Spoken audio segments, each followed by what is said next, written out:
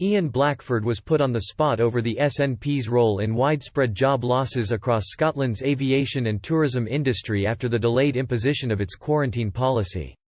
Ian Blackford was challenged over the SNP's role in the job losses the Scottish tourism and aviation industries have suffered because of the quarantine requirements the Scottish Government imposed.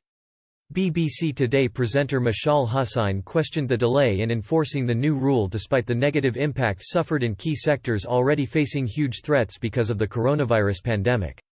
Ms. Hussain said, in the words of the boss of Aberdeen International Airport, "You've got a policy that's not even been enforced that played a role in thousands of jobs being lost in aviation and tourism.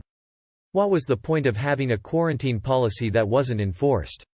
I'm sure you can see why people looking at this in the light of the way Nicola Sturgeon has called the quarantine plan and the way out of it, the air bridges, shambolic. You've had this policy that hasn't been enforced and has done damage to businesses in Scotland.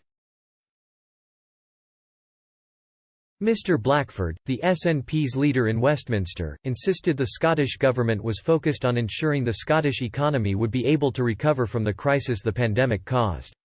He also insisted the delay in implementing the quarantine measures was the result of discussions with the other nations to agree on a memorandum of understanding. Mr Blackford said, "I don't think it's a case of doing damage in Scotland. We want to make sure business can flourish, we want to make sure the economy comes out of this. We want to make sure there is a plan that the economy can recover but that we can also deal with the issue of inequality. The quarantine policy is something that's been brought in across the United Kingdom, is led by the Border Force, and we need to get to a situation that the Scottish Government had access to the data. It's taken some time to do that, now it's in place.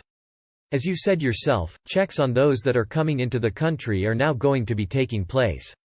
Because we had to get a memorandum of understanding across the different governments, it's taken a while to do that.